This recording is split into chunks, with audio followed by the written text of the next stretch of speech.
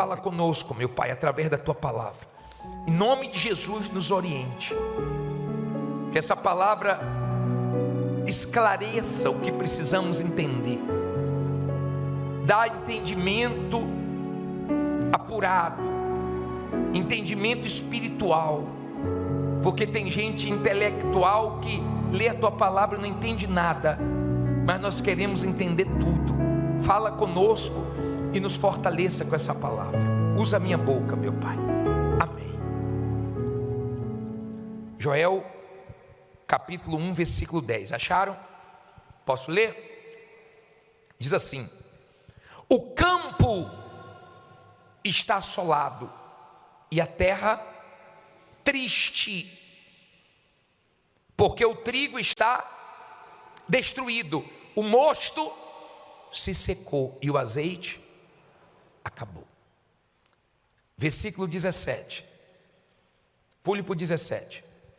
As sementes apodreceram debaixo dos seus torrões, os celeiros foram assolados, os armazéns o quê? Derrubados, porque se secou o trigo. Lê o 18. Como geme quem? O animal. As manadas de gados estão confusas, porque não tem pasto. Também os rebanhos das ovelhas estão perecendo. Olha para mim, por favor. Não olhe para a Bíblia, deixe só a Bíblia aberta e olhe bem para mim agora, para você poder entender isso aqui. Esse foi um período triste. Esse capítulo 1 de Joel é um período triste, pesado, que o povo de Israel viveu. E tem gente vivendo um período pesado. Escute bem, dentro de casa o clima é pesado, na empresa que não está vendendo nada o clima é pesado. Tem gente que a coisa está pesada para ela, secou tudo, o pasto secou, as sementes apodreceram, não tinha como recomeçar, não tinha como semear, zerou. Sabe quando zera tudo? Sabe quando não tem mais por onde recomeçar? Sabe quando a pessoa não vê uma saída? Estava exatamente assim, sem saída, humanamente falando. Não tinha um homem que pudesse resolver aquilo. Pasto seco, sementes apodrecidas, e começou a afetar os animais. No passado era diferente, porque a fonte de sustento e de riqueza era agricultura, só agricultura. Hoje, quando mexe no agro, já mexe forte com a humanidade, sim ou não? Quando aconteceu o problema no sul, todo mundo preocupado, porque atingiu o agro, atingiu os pastos, então os animais começam a morrer. Não chovia, e os inimigos vieram com o exército deles e destruíram tudo. A Bíblia fala que o gafanhoto migrador, cortador, destruidor, veio acabando. O que um não destruía, o outro destruía. Uma praga. O povo de Israel estava na contramão de Deus. O povo de Israel estava mal com Deus. Josué ainda alertou o povo de todas as promessas que Deus fez. Deus não cumpriu. Então reconheça Deus, vigie Deus, senão vocês vão ter uma experiência ruim com Deus, de desagrado, de desobediência. Mas o povo falhou. E eu já vi muita gente também falhar nisso. Conquistar e ela não reconhecer que Deus que deu para ela. Conquistar e não permanecer humilde na presença de Deus. E foi perdendo o que conquistou. Não se brinca com Deus. É muito difícil uma segunda-feira que eu não pegue um testemunho de alguém que estava indo bem e de repente quebrou a aliança e afundou, e aprendeu e depois voltou. É muito difícil. Então é um capítulo pesado. Foi um momento muito feio, onde tudo foi indo por água abaixo. Tiveram muitas conquistas, mas foram perdendo tudo. E tem gente que perdeu tudo. E tem gente que não tem capital de giro, tem gente que não tem estoque, tem gente que não tem nada. Tem gente que além de não ter mais nada, foi para empréstimo e não conseguiu se levantar. Olha a situação deles. Agora veja como Deus é misericordioso. Agora no capítulo 2, no versículo 12, o profeta diz assim, ó: ainda assim, ano que vem, mês que vem, na próxima segunda, ainda assim, quando? Agora mesmo, diz o Senhor, convertei-vos a mim de todo o quê? O vosso coração, e isto com jejuns e com choro e com pranto, e rasgai o vosso coração e não as vossas vestes, e convertei-vos ao Senhor vosso Deus, porque Ele é misericordioso e compassivo, e tardio em irar-se, e grande benignidade, e se arrepende do mal. Olha para mim, por favor, agora. Deixa a Bíblia aberta. O profeta veio mostrando que o problema não estava em Deus, o problema estava no povo. E ele disse: vocês têm uma urgência de se voltarem para Deus. Então agora mesmo se voltem para Deus e rasguem o coração, se derramem. Não pode ser uma coisa superficial. Deus não quer que você lembre dele só aqui dentro da igreja, só dia de segunda-feira. Deus quer ser o seu Deus todo dia. Deus quer te guiar, Deus quer que você viva para Ele. Deus não quer uma coisa superficial, mentirosa. Olha bem para mim, Deus quer que você viva na presença dEle todo dia, a ponto de quando você orar, você não precisar falar: ó Deus, eu entro na tua presença. Não, eu já ando na tua presença, dirigindo, trabalhando, acordando, dormindo, na presença de Deus. É isso que Ele quer. Quando a pessoa, ela entende que tudo depende da vida dela com Deus, porque quando você está bem com Deus, você enfrenta lutas, mas você vence. Você enfrenta guerras, mas Ele é com você. Mas quando você não está com Deus, Deus deixa você padecer, só para não perder sua alma, só para você não se destruir. Entenda isso, por favor. Deus é fiel, Deus é bom, mas Deus é justo. Ele é justo. E você sabe quem é você diante de Deus. Eu não sei. Eu não sei há quantos anos você conhece a verdade. Eu não sei como é a sua vida lá fora. Talvez você esteja semelhante ao povo de Israel nessa situação. E o profeta ensinou o povo a ir fundo em Deus, a se voltar para Deus, a se converter, a largar a vida errada, a abraçar a fé em Deus. E aí no versículo 18, olha que interessante. Então o Senhor se mostrou o quê? Zeloso da sua terra, e compadeceu-se de quem? Do seu povo. Olha o que Ele começou a fazer. E o Senhor respondendo, disse ao seu povo: eis que vos, não ouvi, envio o trigo e o mosto e o azeite, e dele sereis fartos, e vós, e vos não entregarei mais ao opróbrio entre os gentios. Envio, olha para mim, eu envio.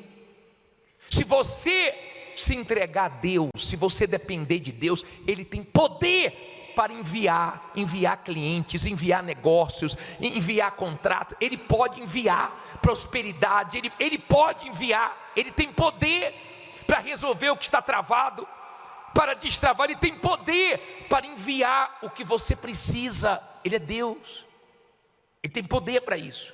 Ele disse: ó, eu vou ter misericórdia, eu vou enviar para vocês o trigo, o mosto, o que está faltando, eu vou suprir, e vocês vão se fartar. Aí olha o que ele diz no versículo 20: mas removerei para longe de vós o que? O exército do norte, e lançá-lo-ei em uma terra seca e deserta, a sua frente para o mar oriental, e a sua retaguarda para o mar ocidental, e subirá o seu mau cheiro, e subirá a sua podridão, porque fez grandes coisas. Olha para mim, o exército inimigo, que ele não tinha condições de vencer. Sabe aquele problema que você não tem condições de vencer? Sabe aquela dívida que você não tem condições de pagar, senão você já tinha pago? Sabe aquele problema que você não sabe mais o que fazer? Deus está dizendo assim, ó, eu tiro, eu removo. Que Deus remova tudo que não preste da sua vida. Ele tem poder para remover, Ele remove. Que Ele remova tudo aquilo que não preste. Que Ele comece hoje, se você rasgar teu coração nessa santa ceia e se voltar para Ele, que Ele comece hoje a remover tudo que não preste dos seus caminhos, da sua vida, porque Ele tem poder. Mas se você não agrada a Ele, Ele deixa. Ele vai remover, se você se entregar para Ele, porque Ele quer você. Deus quer você. Ele não tem dificuldade para te abençoar economicamente, Ele quer você. Aí Ele diz assim, ó, versículo 21, morra de medo, não é não? Diz o que aí? Não temas, ó terra, regozija-te e alegra-te, porque o Senhor fez grandes coisas. Olha para mim, não tenha medo. Por que, bispo, não tem que ter medo? Porque Deus está com você. Mas o senhor não sabe da minha situação, mas eu sei quem é Deus. E se você sair daqui com Deus, porque aqui a pessoa pode chegar cansada, fraca, mal, mas ela tem que sair com Deus. Se você sair com Deus, então você pode ficar tranquilo. Você não precisa temer nada. Você pode estar numa situação bem complicada, bem difícil, mas Deus vai livrar você. Amém? Olha o que ele diz, no 22. Diz assim, de novo, não tem mais, não é isso? Animais do campo, porque os pastos do deserto vai fazer o quê? Verdecerão. Porque o alvoredo dará o seu fruto, e a vide e a figueira darão a sua força. Olha o 23.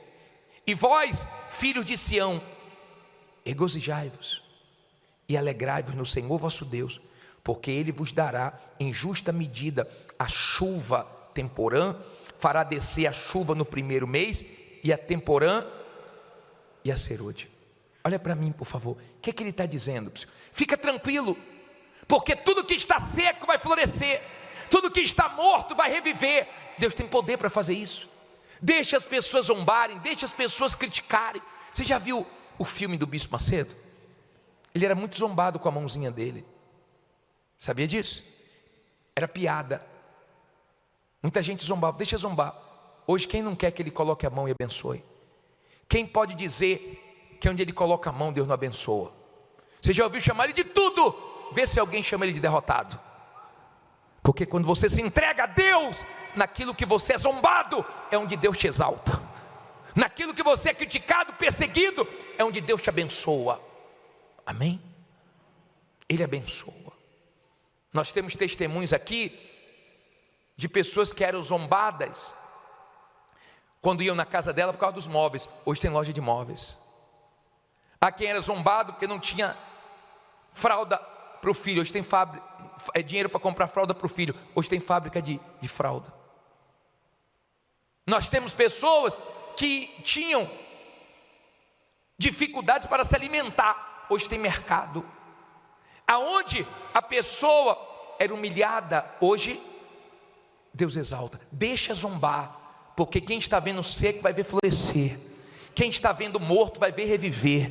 Em nome de Jesus, diga, quem está vendo, fala aí, quem está vendo minha vida seca, vai ver minha vida florescer. Creia nisso. Aí ele diz assim, versículo 24. E as eiras se encherão de quê? De trigo. E os lagares o quê? Transbordarão de mosto e de azeite. Quer dizer, o que está faltando vai sobrar. O que está faltando vai transbordar. Olha a promessa de Deus, olha como a coisa começa a mudar. Olha o versículo 25. E restituí-vos-eis os anos que comeu o gafanhoto, a locusta, o pulgão e a lagarta, o meu grande exército que enviei contra vós. Agora, olha o que ele disse no 25, olha aí o 25, a parte A. E restituí-vos-eis Vos-ei os anos. Os o quê? Sabe para quem é isso aqui?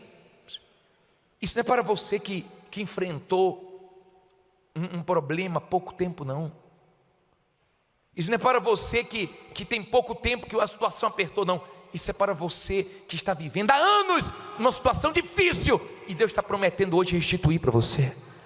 Isso é para você que está enfrentando, não é uma luta que começou em 2025 ou 2024, não. Você está numa peleja já há 5 anos, 3 anos, 10 anos, mas Deus está prometendo que Ele vai restituir para você. Amém? Isso é para você, anos, porque deve ter alguém aqui que há anos está gemendo, mas Deus está dizendo: se você confiar, se você se voltar para mim, eu vou restituir. E olha o que vai acontecer, ó. E, versículo 26, comereis abundantemente e vos fartareis, e depois, e louvareis o nome do Senhor vosso Deus, que procedeu para convosco maravilhosamente, e o meu povo nunca mais será envergonhado. E vós sabereis que eu estou no meio de Israel, e que eu sou o Senhor vosso Deus, e que não há outro, e o meu povo nunca mais será. Olha para mim, por favor, creia, não vai ser da noite para o dia. Deus ungiu Davi, mas Davi não foi direto para o palácio. Davi foi perseguido por Saul. Davi foi o homem que passou por muitas coisas. Ele teve que conhecer o deserto, escreveu salmos lindos, mas chegou ou não chegou no palácio? Você vai chegar também. Lembra de José? Ele não saiu do dia para a noite, do sofrimento, do Egito, ou da escravidão, da prisão, para o palácio, para ser governador. Ele passou por muitas coisas, teve prisão, teve injustiça, mas ele chegou ou não chegou onde Deus falou que ele ia chegar? Chegou. O bispo Macedo um dia falou uma coisa, disse assim: olha, eu não teria estrutura para ter hoje a responsabilidade e o que a igreja é no mundo inteiro no início do meu ministério. Deus sabia que eu não tinha estrutura, e se Deus deixasse, eu ia me perder. Se Deus desse, eu ia me perder. Em outras palavras, que Deus tem poder para fazer tudo num dia só, Ele tem, mas Ele não faz para o nosso próprio bem, senão a gente se perde. Lembra do filho pródigo? E da minha herança? Pegou a herança precipitadamente. O que é que ele fez? Gastou tudo e se arrebentou, porque as coisas antes da hora vira maldição, a bênção antes da hora vira maldição. Aprenda a esperar o tempo de Deus. Se Deus está te preparando, se Deus está te amadurecendo, graças a Deus, espere, porque você vai conseguir chegar lá também. Olha as pessoas que ganham fácil, olha as pessoas que ganham na loto, como o dinheiro entra fácil e vai fácil. Deus nunca vai permitir que as coisas sejam fáceis para a gente, vão ser difíceis, mas nós vamos chegar lá. Sabe por quê? Porque nós aguentamos o processo, a luta, as dificuldades, crendo na palavra dEle, para nós darmos valor em cada conquista que nós conquistamos pela fé. Amém? Aprenda isso. Agora, o melhor de tudo, olha o 28 para terminar. Diz assim: e há de ser que depois, não é antes do arrependimento, não é antes de rasgar o coração, não é antes da pessoa se entregar, mudar, depois derramarei o quê? Meu espírito sobre toda a carne, e vossos filhos e vossas filhas o quê? Profetizarão, e os vossos velhos terão sonhos, e os vossos jovens terão visões. Óbvio, depois de tudo que eles fizeram, Deus disse: agora é hora de eu dar o meu espírito, porque só com o Espírito Santo, para você aguentar as guerras, as injustiças, porque Deus pode permitir injustiças. Se Ele quer fazer algo grande, Ele pode permitir, mas se você tem o Espírito Santo, você aguenta.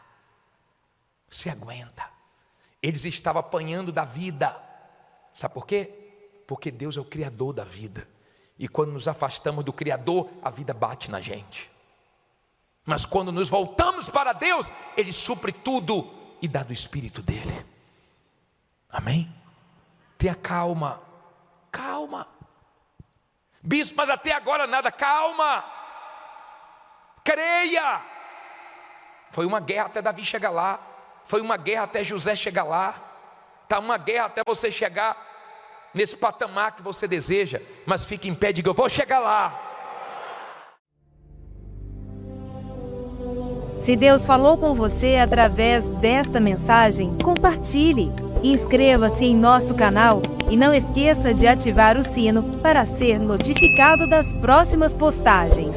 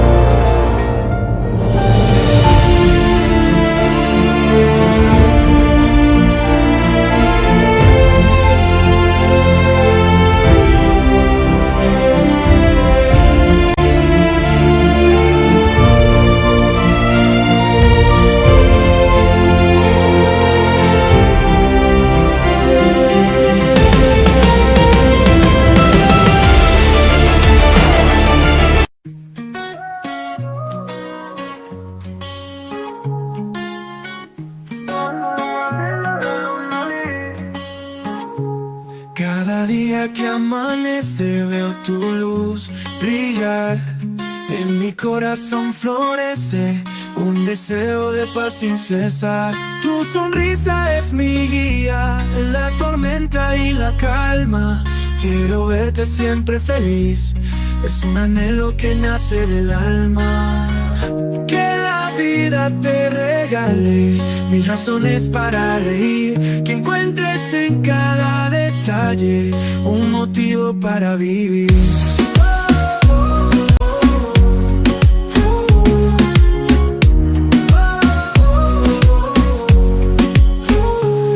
En los días grises y oscuros quiero ser tu rayo de sol, que ilumina todos tus muros y te envuelve en un dulce amor.